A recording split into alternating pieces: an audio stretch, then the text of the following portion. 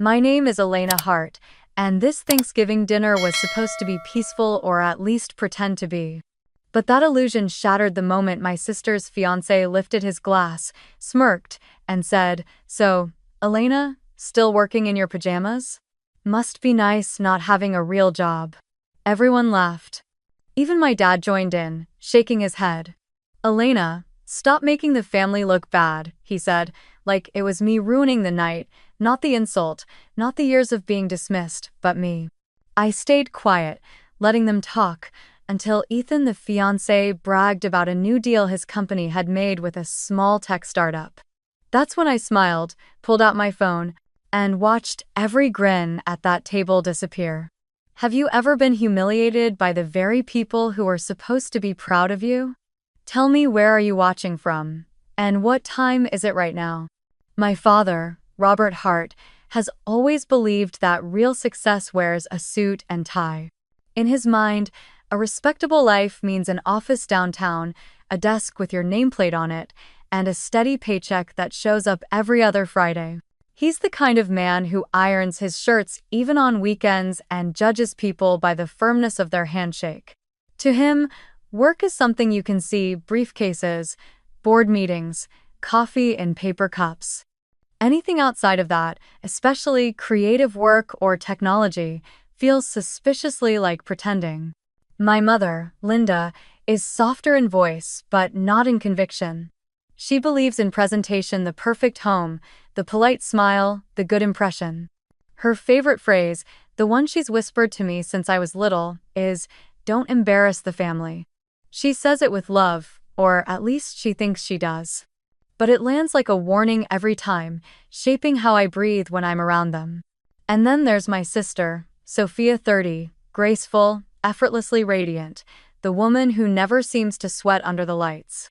In our family, Sophia has always been the standard everyone else is measured against. Homecoming queen, straight-A student, married young to a man who looked like he'd stepped out of a magazine, divorced gracefully when it all fell apart. And now engaged again to Ethan Price, the man my parents describe as a real catch. He works in finance, they say, as if that explains everything good about him. He's charming, ambitious, always knows the right wine to order. My mother glows when she talks about him, and my father calls him the kind of man who gets things done. I nod politely when they do, pretending I don't notice the way they look at me after, like they're silently comparing. What they don't know, what I've never told them, is that I've built something of my own. While Sophia was collecting trophies and engagement rings, I was learning to build systems that actually worked. I studied computer science at MIT, then took a leap and started my own company, ClearPoint Analytics. It began in my small apartment, just me and an old laptop, writing lines of code that made more sense to me than any family conversation ever had. Over time, ClearPoint grew quietly. Now, it sells predictive data tools to retail companies, helping them forecast demand, manage inventory, save millions. It's not glamorous, not something you see on a billboard, but it pays more than I'll ever need. I could buy a house tomorrow, but I still rent a modest apartment because I like the freedom. I live simply, and most days, happily. But to my family, I'm still the one who hasn't figured it out yet. The one still playing around with computers. My father once told a family friend, right in front of me, "Elena's doing that tech thing for now, but she'll settle down eventually." I smiled then too, because that's easier than explaining what I actually do. They wouldn't understand the value of a company that exists mostly online, or how contracts can close over email, or that data can be more powerful than money itself. To them, if it's not bricks, paper, or something you can touch, it's not real. Sometimes, I wonder if that's why I've kept ClearPoint a secret. Not out of shame, but out of peace. It's quieter this way. Let them believe what they want to believe.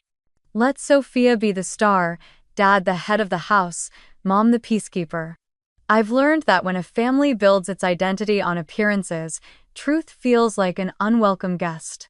Still, this Thanksgiving feels different. Sophia's new fiancé, Ethan, will be there for the first time. Mom's been buzzing about it for weeks. He's brilliant, Elena. He's doing so well in finance. You should talk to him about your career. Maybe he can give you advice. Advice. The word makes me smile, though not in the way she expects. Because I've met men like Ethan before, too polished, too practiced, the kind who mistake confidence for character. And something about him doesn't sit right. Maybe it's the way Sophia talks about him, like she's trying to convince herself. Or maybe it's just the tone my father uses when he says his name, full of admiration but empty of understanding. I can already picture the dinner table, Ethan charming everyone, Sophia glowing beside him, my parents beaming. And me, the quiet one at the end, smiling through small talk and careful jokes, pretending not to notice the way they look at me. But this year, I'm not the same Elena they think I am. This year, the woman who builds systems that predict the future will finally stop pretending she can't see the patterns in her own family. They want a perfect Thanksgiving. They'll get one, just not the kind they planned. The message came early that week. It was from my mother, short and perfectly punctuated like everything she wrote. Thanksgiving dinner, 6 p.m. sharp. Sophia's fiancé will be here. No emoji, no greeting, just a command disguised as an invitation. That was how she always phrased things, like she was running a performance, and everyone had their assigned roles. Last year, I skipped Thanksgiving. I told them I had a deadline, which wasn't a lie, but not the whole truth either. I just couldn't handle another night of pretending. 2 days later, Mom called me crying. She said I was breaking her heart, that families were supposed to be together on holidays. You don't even try to fit in anymore, she'd said through soft sobs. I remember sitting on my couch, staring at the glow of my laptop, feeling guilty even though I knew she cared more about appearances than my company. That memory stayed with me, heavy and unfinished. So this year, when the text came, I sighed and typed back, "I'll be there." Then I added nothing more. Still, I made one small decision for myself. I'd arrive 10 minutes late. Just enough time for them to get comfortable, to finish setting the scene before I walked in. I didn't want to be part of the warm-up act. I wanted to step in once the show had already begun. The day of Thanksgiving came faster than I expected. Outside, the Boston air was sharp and gray, and my street smelled faintly of pine from the neighbors' early decorations. I stood in front of my closet for a while, choosing something plain but neat: black sweater, dark jeans, boots, nothing fancy, nothing that could be picked apart. I didn't need comments about trying too hard. Oh. As I gathered my things, my phone buzzed with an email notification. Reflexively, I checked it. It was from a client inquiry folder at work. My company's automated system flagged potential business partners who wanted access to our predictive platform. I scrolled through the names, half distracted, until one of them made me pause. Ethan Price. For a second, I thought I'd misread it. But there it was, his name, his corporate email address, his company, Price and Patterson Holdings. He'd requested access to our API data for financial forecasting, pending review. The timestamp was from 2 days ago. My first instinct was to laugh quietly, disbelievingly. Of course. The finance expert my parents adored was, apparently, trying to buy access to my company's technology. My technology. He probably didn't even know whose system he was requesting permission from. That thought made me smirk a little. I clicked open the file. His request was poorly written, filled with vague buzzwords, leveraging predictive synergy, real-time data momentum. The kind of fluff people use when they want to sound smarter than they are. I closed the screen and locked my phone. I didn't plan to say anything. Not yet. But something inside me shifted. I'd been walking into these family gatherings for years, quietly bracing myself to be the odd one out. The overlooked daughter. The afterthought. But now, holding that little piece of truth in my pocket, I felt something new: calm power. Before leaving, I stood by my window for a moment, watching the cold November sky. I thought about how my family would be fussing over table settings right now, how Sophia would be arranging her curls, how Dad would be practicing his little speech about gratitude and family unity. And Ethan, he'd be there too, probably straightening his tie, ready to impress everyone with stories about the real business world. I slipped my phone into my coat pocket and whispered to myself, half amused, half resolute, "Name sounds familiar, doesn't it?" Then I grabbed my keys, stepped out into the cold, and headed toward the dinner that, for once, wasn't going to go exactly as they planned. When I pulled into the driveway, the house was glowing like a postcard, every window lit, candles flickering in the windowsills, and the smell of roasted turkey spilling out through the cracks in the door. It looked warm, perfect, almost staged. I stood outside for a moment, my breath clouding the air, before finally walking up the steps and ringing the bell. My mother opened the door, her lipstick perfectly matched to her cranberry-colored blouse. Her smile faltered for just a second when she saw me. "You're late," she said softly, though the edge in her voice was clear. "Traffic," I replied, hanging up my coat. My father appeared behind her, wearing his usual Thanksgiving uniform, a beige sweater, and a look of mild disapproval. "We were about to start," he said, as if the entire meal hinged on my punctuality. The dining room looked like something out of a lifestyle magazine. The table stretched long and gleaming, set with polished silverware, gold-trimmed plates, and crystal glasses that sparkled under the chandelier. A centerpiece of orange leaves, small pumpkins, and white candles ran down the middle. My mother had clearly spent hours perfecting it, and I could practically feel her satisfaction radiating from every detail. At the far end of the table sat Sophia, radiant as ever, in a champagne-colored dress. And beside her, standing as soon as he noticed me, was Ethan. He was tall, neatly groomed, and already halfway through a glass of red wine. His smile was wide, too wide. "Well," he said, stepping forward with his hand out. "You must be the famous little sister I've heard so much about, Elena, right?" I shook his hand. His grip was firm but performative, the kind that was meant to impress rather than connect. "That's me," I said, polite but distant. "I hear you're in tech," he continued, sliding back into his chair. "Doing something with data? Computers?" He chuckled as if the entire concept was amusing. "Something like that," I replied, taking my seat across from him. "Oh," he said, glancing at Sophia with a grin. "So you're one of those people who can work in pajamas all day?" Sophia laughed first, high and clear, like a cue for the rest of the table. "I told you," she said. "She's the type who never leaves the house. Total introvert." My father smiled awkwardly, and my mother let out the kind of laugh that wasn't quite a laugh, more like a sigh dressed up to sound polite. I smiled faintly, stirring my water. "Yeah," I said. "That sounds about right." Ethan leaned back, pleased with himself. "Hey, don't get me wrong," he said. "It must be nice not having a boss breathing down your neck. Though, I imagine it gets boring without real challenges." My mother cleared her throat softly.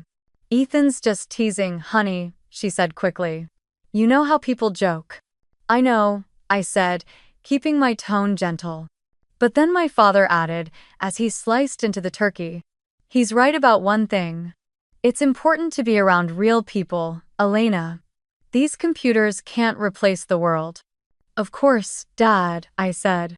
He smiled, pleased that I didn't argue. "Good, I'm glad you understand. You've always been sensitive." That word sensitive landed like a pebble dropped into a still pond. It rippled through the table, unseen but felt. The conversation moved on to safe topics: holiday travel, weather, the Patriots game, but I barely heard it. I watched the way Ethan dominated the conversation with his easy confidence, how he sprinkled financial jargon like confetti, how Sophia's eyes sparkled every time he spoke. My parents hung on his every word. "So, Ethan," my father said proudly, "tell us about your job. You're in finance, right?" Ethan's smile grew. "Yeah, I manage investment portfolios. Our firm works with high-value clients, real movers and shakers." Big money, big stakes. It's exciting stuff. Mom clasped her hands together. That sounds so impressive. It is, he said, smirking. You have to be sharp in my line of work. Not everyone can handle that kind of pressure. He glanced at me when he said it, just long enough for me to notice. I sipped my water, saying nothing. He went on, telling some story about a client who made a risky investment and how he saved the day. Sophia leaned into him, glowing with pride. My mother looked enchanted, and my father nodded like a man approving of a son he never had. When there was a pause, my mother turned to me. And you, dear? How's your little project going? I almost smiled at the phrasing little project. It's going fine, I said. Busy, but good. I bet. Good, good, Dad said quickly, as if closing a topic before it could start. You'll find your place soon enough. The words rolled off his tongue like something rehearsed. Ethan chuckled. She's already got her place, Bob front row seat to the digital world. He raised his glass toward me. To pajamas and Wi-Fi. Laughter rippled around the table again. I felt the familiar sting of being the punchline, but I'd grown used to it. I let the moment pass, my face calm, my voice even. Cheers, I said softly, clinking my glass against the air. My mother shifted in her chair. Don't take it the wrong way, Elena. He's just teasing. He doesn't mean anything by it. I know, I said, still smiling. My father looked at me then, that steady, stern gaze that used to stop me mid-sentence when I was a kid. Elena, he said, his voice low but firm. Let's not ruin the evening with tension, okay? You know I hate it when things get uncomfortable during the holidays. And then came the familiar phrase, the one I'd been waiting for since I walked through the door. Don't make the family look bad. It was supposed to sound like advice, but it landed like a command. I nodded once, swallowing down whatever I might have said.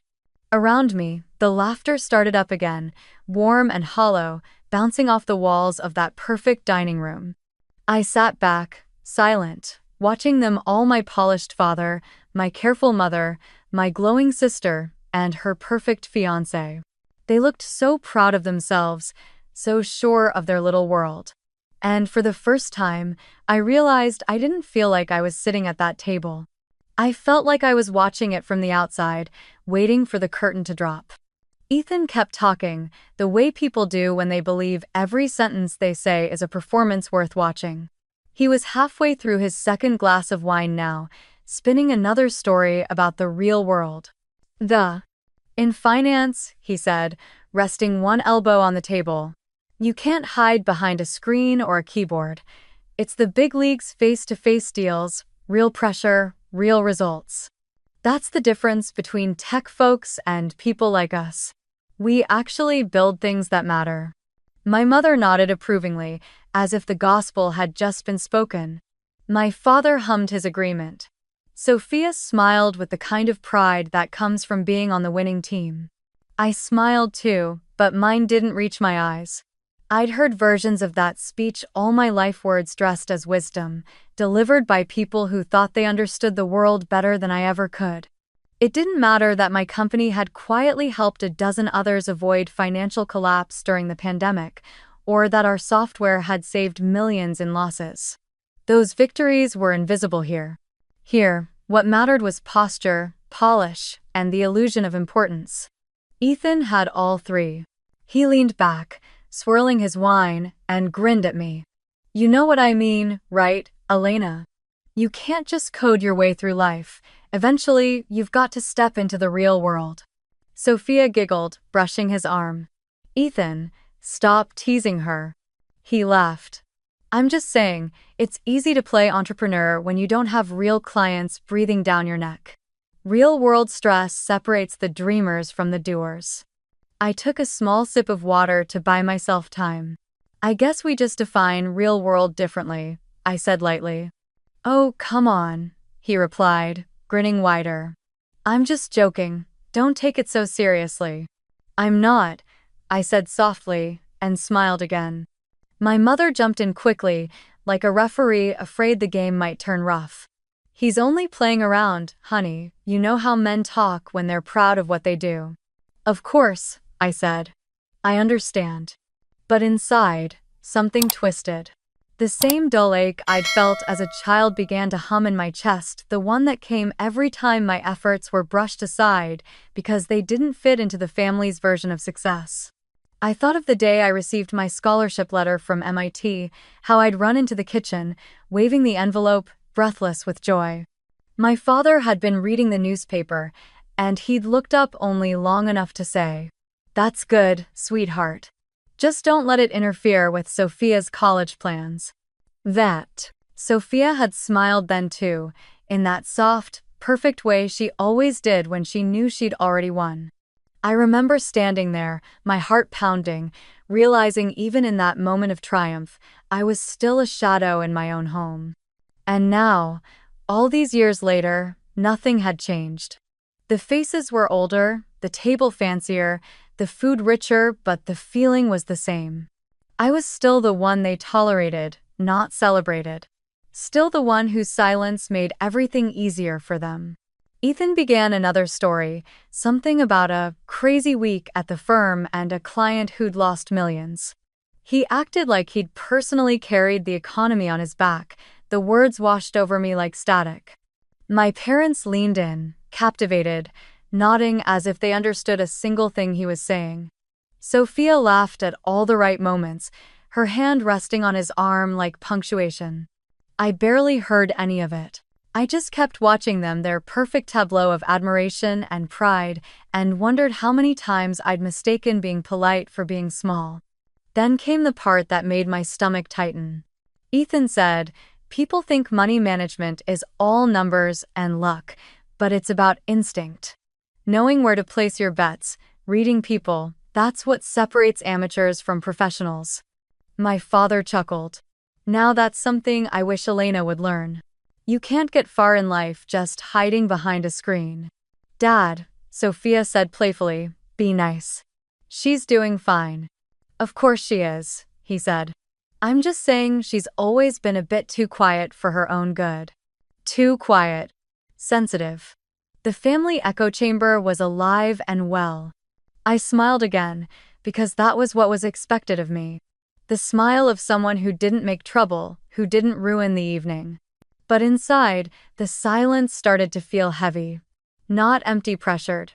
Like a balloon stretched too tight. The room filled with laughter again. Ethan had told another joke, and everyone leaned into it. I didn't even catch the punchline this time. Instead, I found myself studying his face, the perfect confidence, the easy grin. The way he looked at Sophia, not like she was a person, but a trophy. And I thought about the email, his request sitting quietly in my inbox. Ethan Price. Price and Patterson Holdings. Access to my platform. The irony of it was almost too rich.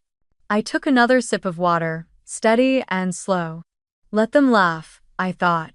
Let them talk about the real world and success and all the things they think I don't understand. Because soon enough, they would. For now, I just sat there, quiet as ever, smiling the same small smile they'd mistaken for weakness my entire life. They had no idea that behind that silence was the one thing they couldn't see coming: knowledge. And as Ethan raised his glass again to toast to family, I lifted mine too, eyes calm, heart steady, already imagining how different next year's Thanksgiving table was going to look. Dessert had just been served, store-bought pumpkin pie pretending to be homemade, when Ethan leaned back in his chair, wiping his mouth with a linen napkin. He looked perfectly at ease, the king of a small kingdom that didn't realize it was made of glass. "You know," he began, swirling his wine, "our firm just closed a pretty big deal. We're about to partner with a small analytics startup." What was the name again? He snapped his fingers, pretending to remember. ClearPoint Analytics, that's it. Tiny operation, really. Some coding outfit trying to punch above their weight. We're basically doing them a favor. For a second, my body went still. My fork hovered in midair. Across the table, my mother clapped her hands softly. "That's wonderful, Ethan. Always growing, always achieving. I'm so proud of you. Sophia beamed beside him. ClearPoint Analytics, that sounds so techy. I bet they're thrilled to work with you. Ethan chuckled. Oh, definitely. For companies like that, getting our partnership is life-changing. I mean, this is probably the biggest thing that'll ever happen to them. The laughter that followed was light and harmless, at least to everyone else. My father joined in with a low approving hum. See, Elena, he said, gesturing toward Ethan with his fork. This is what I'm talking about. Real business, real accomplishment. You should learn from him. That's a man who's going places. My hand tightened around my glass. The faint clink it made against the table was swallowed by their voices. I took a slow breath, forcing my smile to stay steady. You're right, Dad, I said softly. I think I can learn a lot from him. Ethan smirked, clearly pleased with himself. Hey, I'm happy to give career advice anytime. Maybe I can help you figure out what's next for your tech stuff. Sophia giggled. See? He's such a mentor type. I nodded politely, setting my glass down. That's generous of you, Ethan. He lifted his wine in a mock toast. Always happy to help the next generation of dreamers. The words hung there for a moment, floating over the sound of silverware and polite laughter. My parents looked at him like he'd just given a TED Talk. Sophia looked proud, radiant, invincible. And I just watched them all, my pulse steady but rising. ClearPoint Analytics. My company. My work. My name on every document, every patent, every deal. And there he was, bragging about how he was doing them a favor. I'd built that company from the ground up. I'd stayed up through nights of debugging until dawn, negotiated with clients twice my age, signed contracts he probably couldn't even read without a glossary. And now, he was sitting across from me in my parents' dining room, talking about my company as if it were a lucky charity case. The irony was almost poetic. I caught Sophia looking at me, smiling faintly as if she thought I'd finally been inspired by Ethan's example. My mother's eyes were bright with pride, and my father leaned back in satisfaction, as though his lecture had finally sunk in. For a long, quiet moment, I just let it sit there. The perfect family tableau. The successful son-in-law, the golden daughter, the proud parents, and me, the silent observer, the harmless background character. I almost laughed. Instead, I smoothed my napkin on my lap, looked up, and smiled the calmest smile I'd worn all evening. ClearPoint Analytics. I repeated slowly, as if tasting the name. That's a good company. I've heard they do excellent work. Ethan nodded, his grin smug. Yeah, they're fine. Nothing groundbreaking, but they'll get to brag about partnering with us for years. That's a win for them. My father chuckled approvingly. Exactly. That's how the world works, Elena. Big fish, little fish. You just have to know your place. I turned to him, still smiling, though my voice came out smooth and cool. Oh, I do, Dad. I think tonight made that very clear. He didn't notice the edge beneath the words, but Ethan did. His confident smirk flickered for half a heartbeat, unsure if he'd missed the joke. I picked up my glass again and twirled it between my fingers. Funny thing, though, I said lightly. I've always admired people who believe they're the biggest fish in the pond. It makes it so satisfying when they realize the water's deeper than they thought. Ethan laughed uncertainly, glancing at Sophia. Guess I'll drink to that, he said, forcing a chuckle. Mom smiled tightly, sensing tension she didn't understand. All right, everyone, let's not get philosophical on Thanksgiving, she said quickly. We're celebrating, remember? Of course, I said. We wouldn't want to ruin the perfect dinner. The table relaxed again, chatter returning to normal. I stayed quiet, chewing slowly, tasting every word they'd said as if it were something I had to digest before letting it go. But I wasn't angry, not exactly. What I felt was colder, clearer, because now I knew that I didn't need to defend myself. I didn't need to explain. The truth already existed, it was sitting right there in front of them, and soon it would speak for itself. I looked around the table one more time, the candlelight flickering across their faces, their laughter filling the room like static, and thought to myself, let them enjoy this moment. Because by the time dessert plates were cleared, the smiles they were so proud of would start to fade. No one called that night. No text, no voicemail, no, let's talk about this. Just silence thick and echoing. When I left the house, the cold air hit my face like water after a long fever. I didn't drive straight home. Instead, I found myself walking along the Charles River, the wind carrying the faint hum of the city, the water reflecting the distant lights like 1,000 small confessions. I tucked my hands into my pockets and let my breath form small clouds in front of me. For the first time all evening, I could breathe freely. But the air didn't taste like victory. It tasted like distance. I replayed the looks on their faces, the confusion, the disbelief, the cracks in my father's certainty, the hurt behind my mother's silence. Sophia's expression lingered the longest. It wasn't anger or humiliation. It was something else, shock, maybe. Or guilt. And Ethan's face, that one, I didn't need to remember. It would fade easily enough, like a cheap print in the rain.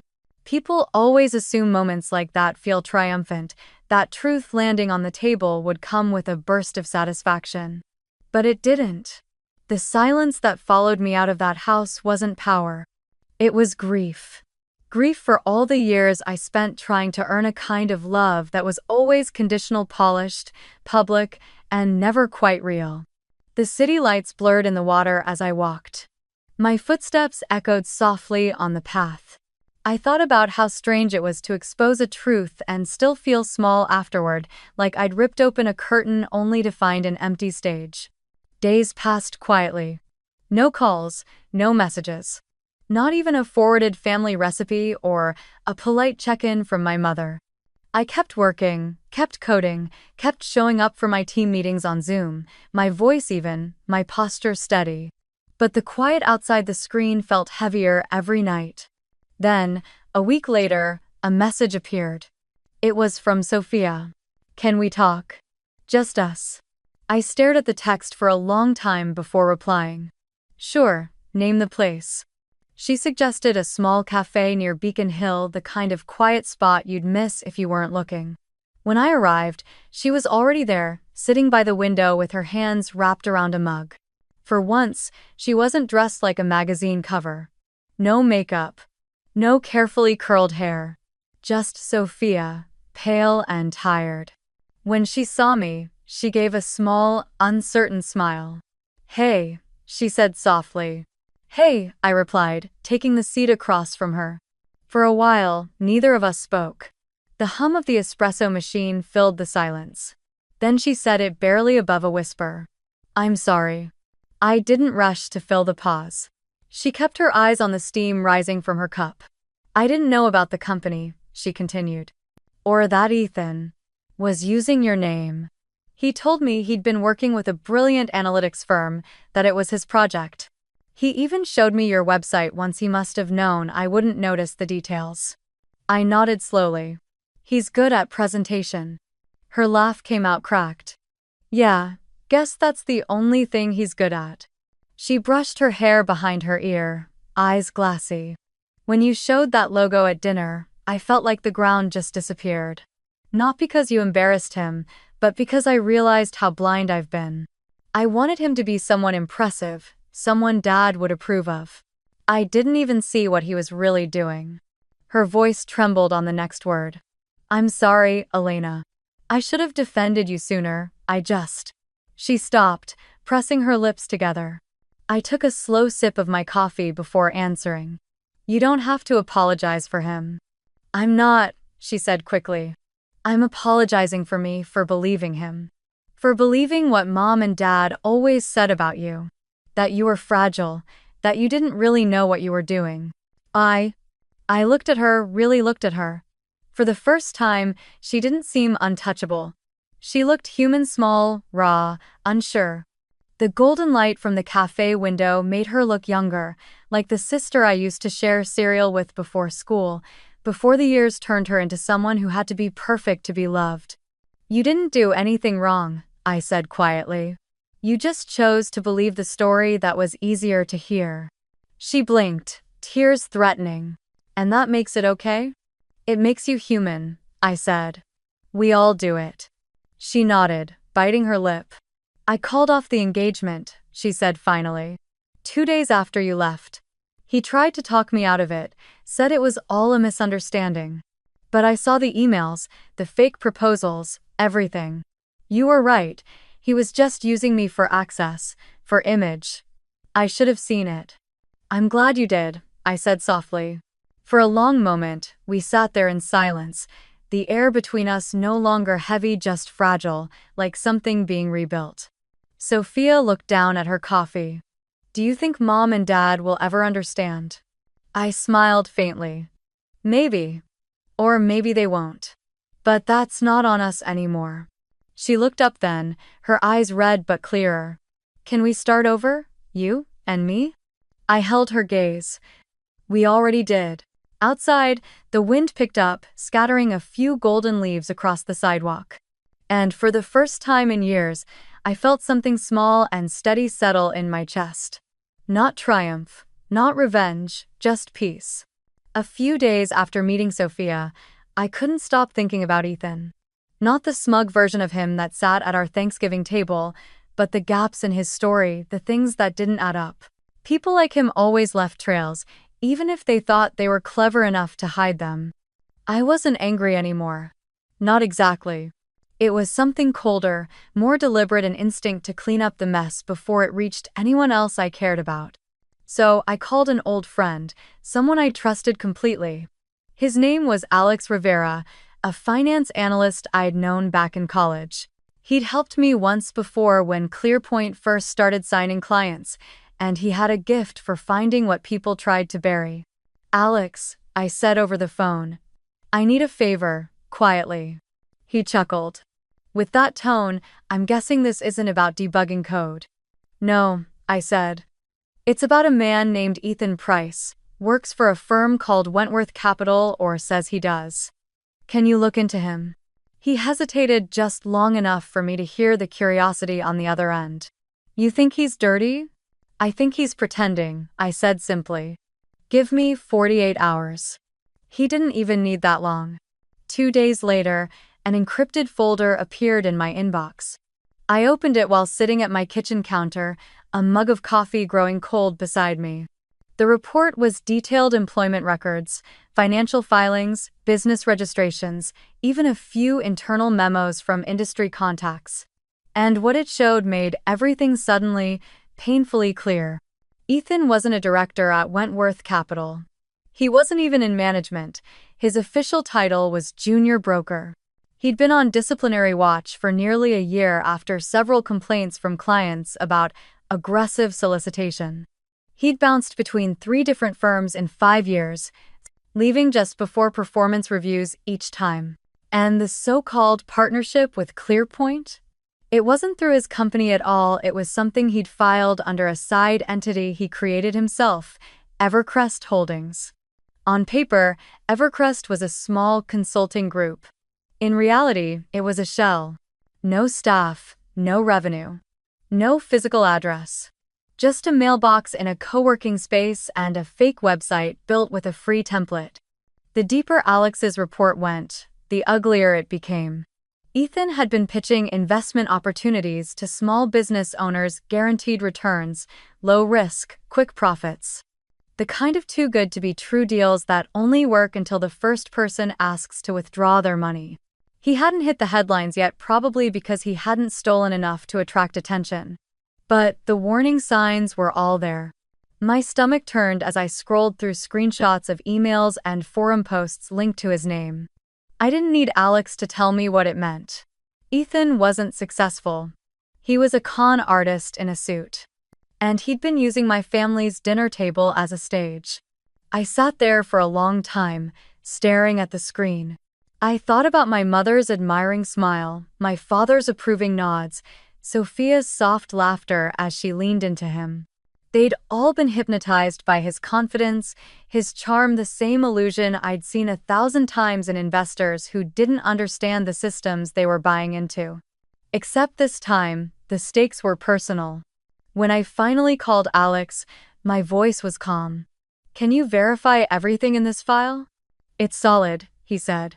"You planning to do something with it?" "Yes," I said quietly. "But not for revenge. I just don't want anyone else to get caught in it."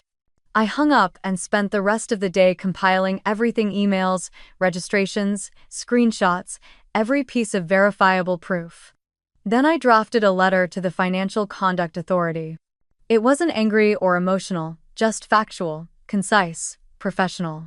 I included my credentials and offered to cooperate if they needed further verification. By evening, I'd uploaded the report to their secure portal. When the confirmation email arrived, I closed my laptop and just sat there, breathing. I didn't feel triumphant. I felt relieved. Ethan's downfall wouldn't make me richer or heal old wounds.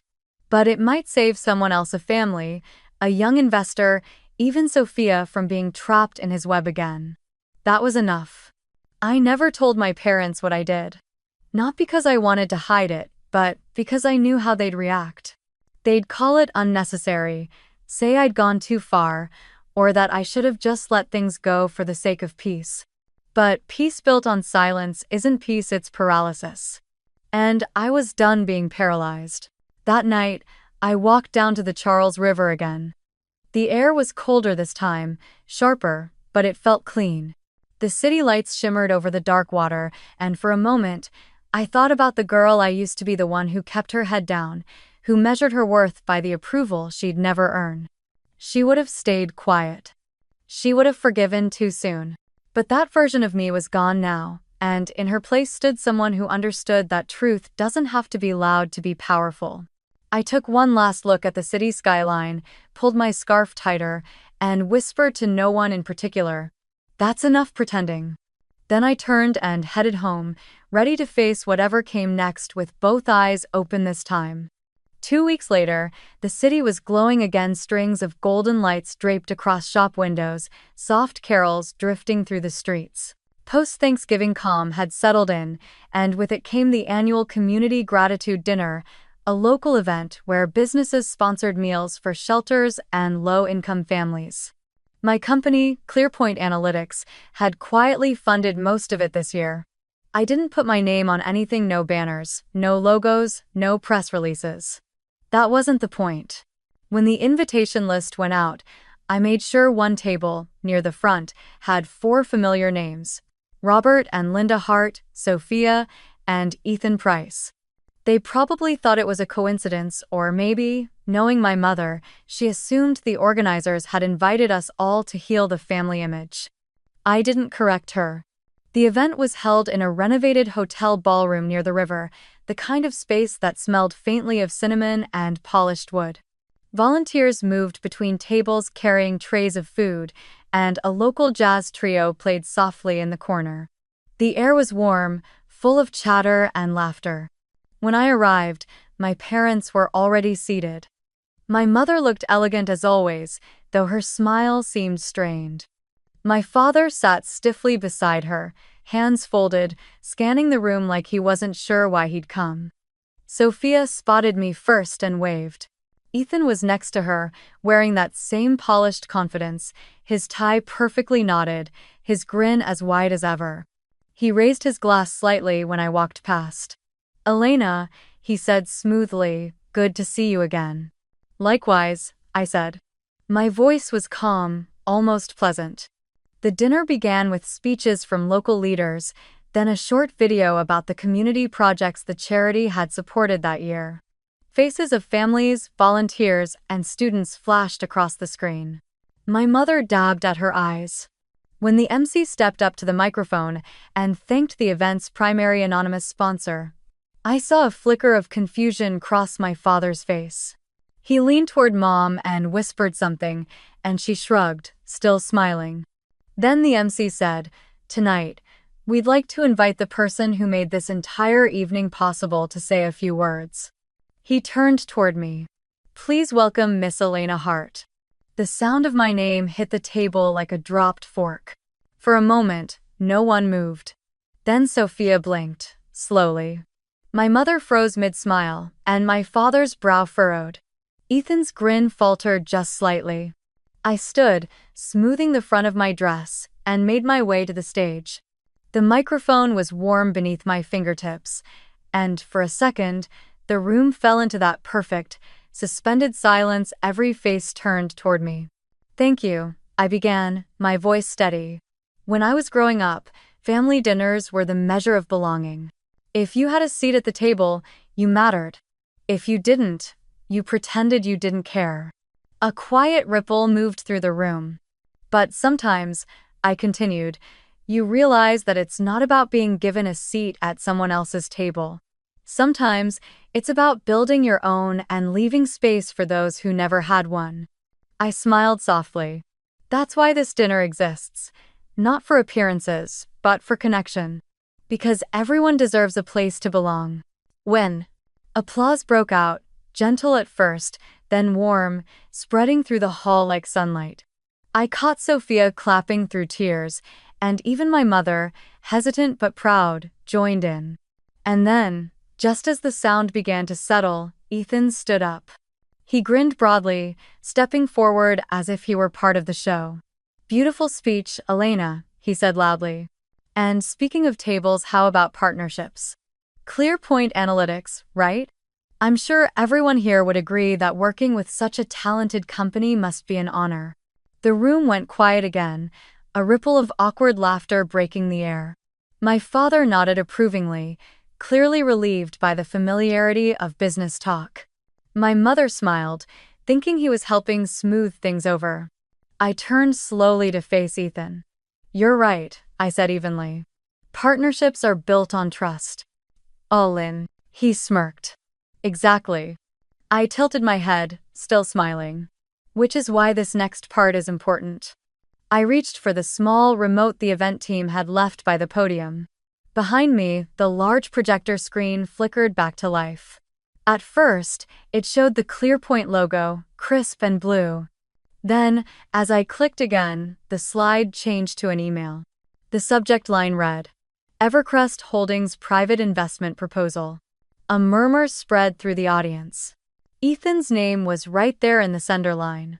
I clicked again. A second image appeared, a video still from a recorded Zoom call. Ethan, in his office, confidently pitching guaranteed 40% returns to a group of small business owners.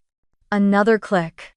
Screenshots of fake documents, shell accounts, and anonymous forum posts promising risk-free profits. Gasps filled the room.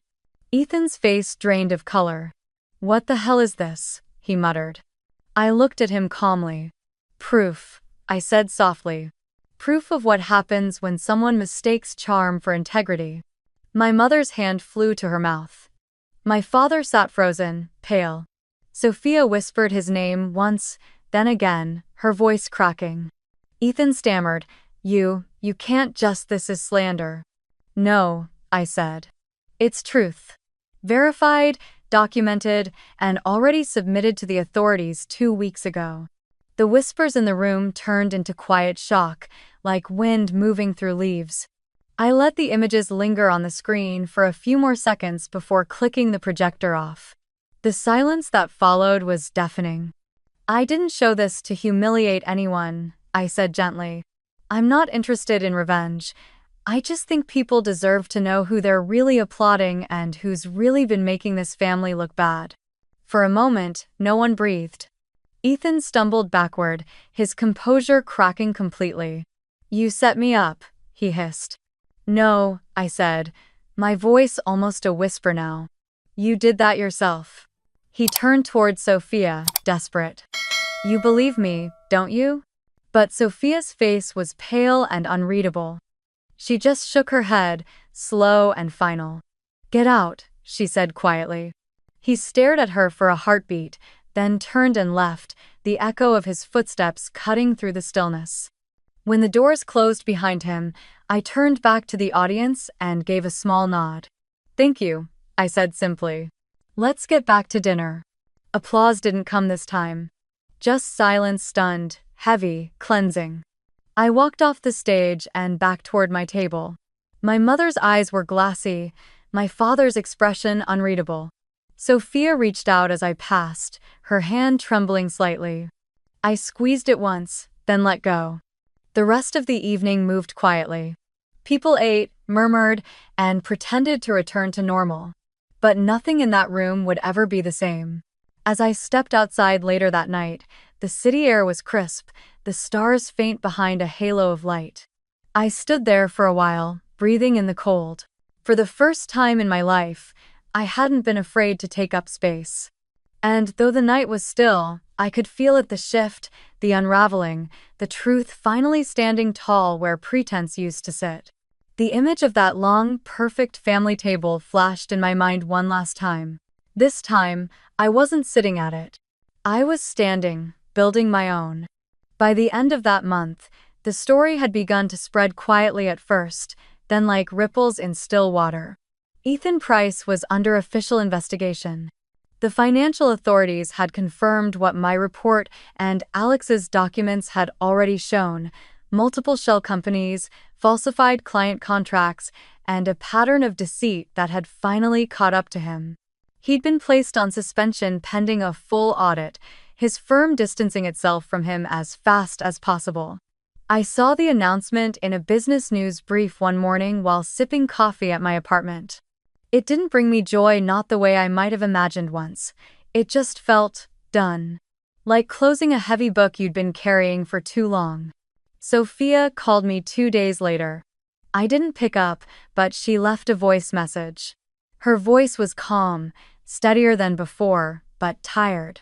"It's over," she said. "The engagement, the apartment, everything." I told him not to contact me again. "I should have listened to you from the start. I'm sorry for letting it go this far." There was a pause, the sound of her breathing on the other end. "Thank you, Elena, for saving me from something I didn't want to see."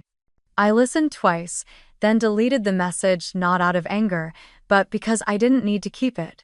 Some apologies don't need to be replayed to be real. A week later, my phone buzzed again. It was a message from my mother. The kind of message I never thought I'd receive from her. "Elena, I've been thinking a lot. I'm sorry for all the years I made you feel like you had to earn a place that was already yours. I was wrong. Completely wrong. You were never the one who made us look bad. You were the only one brave enough to see the truth. I'm proud of you. I hope we can start again someday." For a long time, I just stared at the screen. My mother, the woman who'd spent her whole life polishing every sentence before she spoke it, had finally written something raw. It wasn't wrapped in excuses or softened with advice. It was simple, imperfect, human. I typed a reply, then deleted it. Then I typed another and deleted that too. In the end, I didn't respond at all. Some things are better left to time. A few days later, my father wrote to me too. No long paragraphs, no emotional flourish, just a short text that said, "I read about the investigation. I'm proud. You did the right thing." The words landed differently than I expected. Not like an apology, but like acknowledgement. Something I hadn't realized I'd been waiting for since I was a child. I didn't answer him either. Instead, I sat on my balcony that night, watching the city lights shimmer across the Charles River.